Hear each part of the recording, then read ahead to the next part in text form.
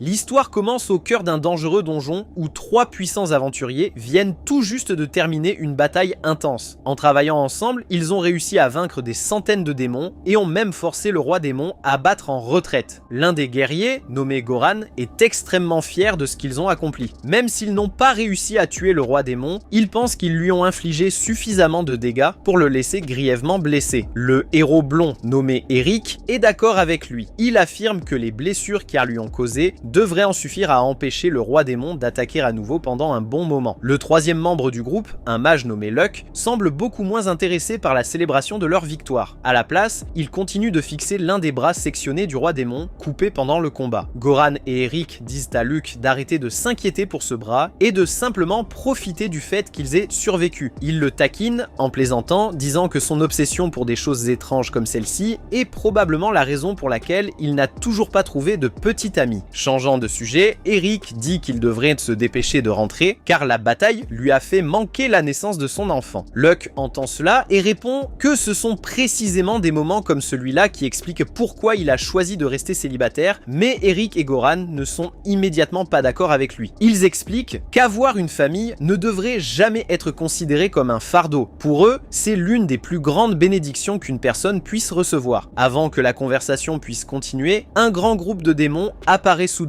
et entoure les 3 aventuriers de tous les côtés. Luck étudie rapidement la situation, il comprend immédiatement qu'après tout ce qu'ils ont déjà traversé, ils n'ont aucune chance de remporter un autre combat direct dans leur état d'épuisement. Sans perdre une seconde, Luck crée 3 cercles magiques en même temps. Il dit alors à Goran et Eric de tout lui laisser et de s'enfuir tant qu'ils le peuvent encore. Eric et Goran lui crient immédiatement dessus, ils lui disent d'arrêter de dire de telles absurdités car il n'est pas question qu'ils l'abandonnent. Luck ne discute pas avec eux, à la place, il lance silencieusement une barrière de terre. Un immense mur de terre surgit soudainement entre eux, emprisonnant Eric et Goran à l'extérieur du champ de bataille, tout en laissant Luck seul face aux démons. Eric et Goran frappent désespérément la barrière et crient à Luck d'arrêter cette folie. Cependant, Luck refuse de les écouter. Il leur rappelle calmement qu'ils ont tous les deux des familles qui les attendent à la maison. C'est précisément pour cela qu'ils doivent survivre, même si cela signifie le laisser derrière eux. Alors que les démons se runent vers lui, Luck libère un sort d'énergie qui traverse la première vague et les abat sur le champ. Debout au-dessus des corps, il reconnaît la vérité inconfortable. Il est déjà en train d'atteindre la limite de ses forces, tandis que les démons ne montrent absolument aucun signe d'arrêt. La situation empire brutalement lorsque la générale démoniaque se matérialise soudainement, l'attrape par la gorge et commence à absorber directement sa force vitale. Lorsqu'elle le jette de côté et s'avance lentement vers lui, s'attendant clairement à l'achever, Luck retourne sa propre technique contre elle. Il utilise la même compétence d'absorption de mana contre elle et l'exorcise sur le champ. Une telle adaptation instantanée n'est possible que grâce à une capacité d'apprentissage unique que possède Luck, lui permettant d'absorber et de reproduire n'importe quel sort utilisé contre lui. Ce qui suit, ce sont plusieurs mois passés à combattre dans ce même donjon, massacrant des démons sans fin. Chaque fois que l'épuisement le rattrapait, Luck lançait un sort appelé marionnette, une technique qui permet à son corps de continuer à se battre seul pendant qu'il dort, lui donnant la possibilité de récupérer sans jamais s'arrêter complètement. Après des mois de ce cycle, Luck commence à se demander s'il a enfin vidé l'endroit de tous ses démons. Puis le roi démon revient soudainement et lui lance une énorme boule de feu droit dessus. Luck dresse une barrière et absorbe l'attaque, sincèrement stupéfait que le roi démon ait récupéré aussi rapidement après la raclée qu'il avait reçue la dernière fois. Il fonce sur lui et tente d'utiliser son toucher drainant, mais le roi démon riposte avec une barrière invisible qui absorbe entièrement la compétence. À partir de là, Luck se retrouve progressivement submergé et la situation atteint un point critique lorsque la lame maudite du roi démon brise complètement son épée. Privé d'armes, Luck abandonne le combat rapproché et se tourne entièrement vers la sorcellerie, lançant simultanément son feu infernal, emprisonnant et son toucher drainant. Les deux attaques touchent en même temps, plaçant le roi démon dans une situation impossible. Il peut soit brûler vif dans le feu infernal, soit voir sa force vitale être consumée par le toucher drainant. Il n'a aucune bonne réponse face à cela. Une explosion aveuglante s'ensuit et lorsque la lumière finit par se dissiper, Luck se relève difficilement du sol et observe la situation. Le roi démon est vaincu, il laisse échapper une discrète célébration, prend la lame maudite comme récompense et se dirige vers la surface. Une fois arrivé là où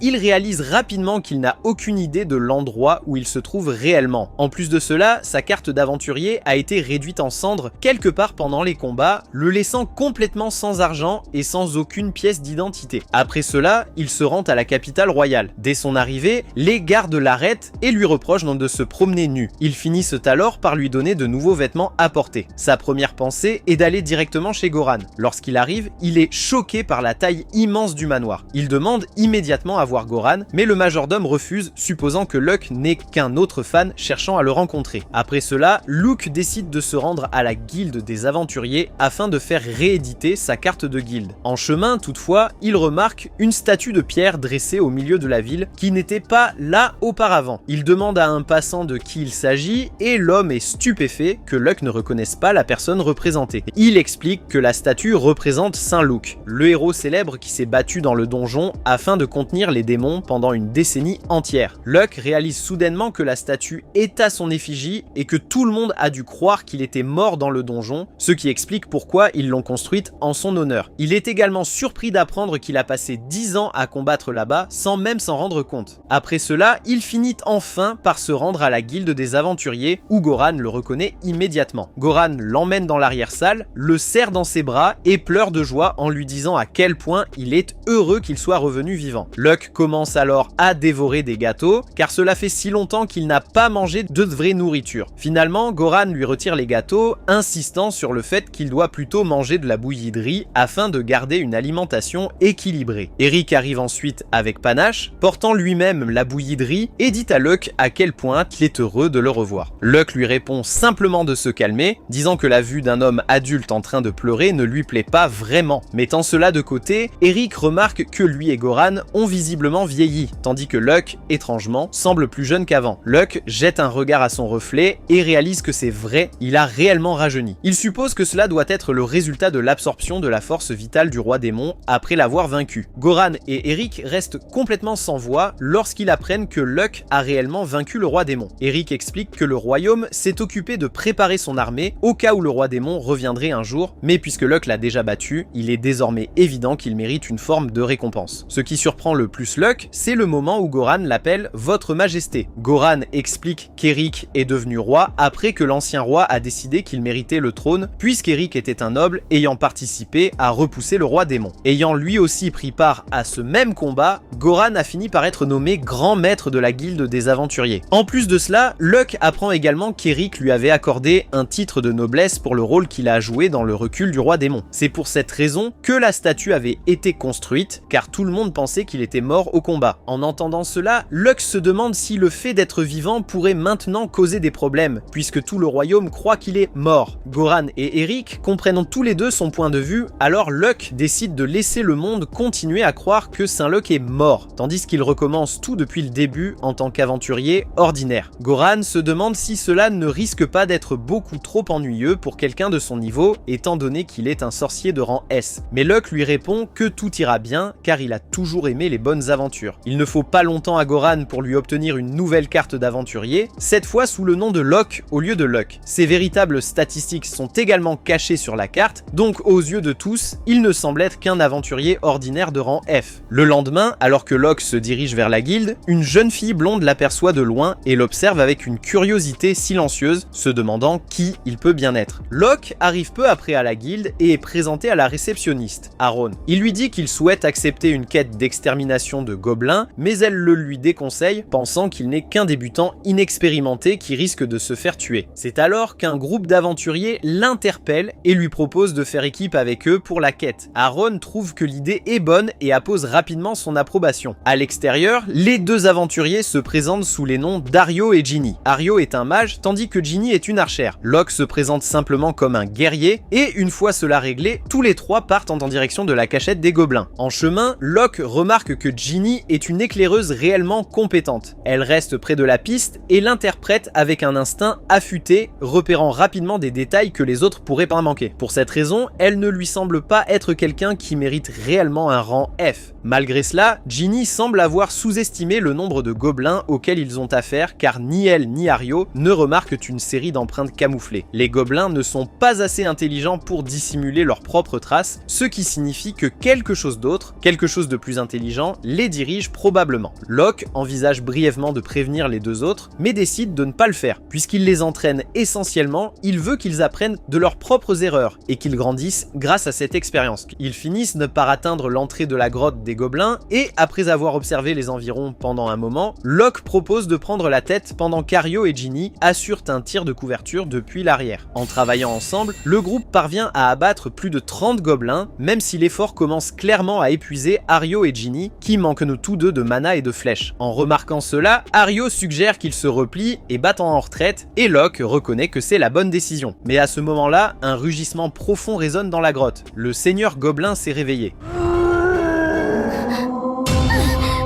Locke trouve toute cette situation étrange car les gobelins ont montré un niveau de coordination inhabituel depuis le début, presque comme si quelqu'un les dirigeait depuis l'ombre. Alors que le seigneur gobelin se prépare à attaquer, une jeune fille bête apparaît soudainement de nulle part, se jetant dans le combat et ordonnant au seigneur gobelin de ne pas se mettre en travers de son chemin. C'était la fin du premier épisode. Regardez la prochaine vidéo à l'écran, abonnez-vous et activez la cloche pour ne pas manquer la partie 2.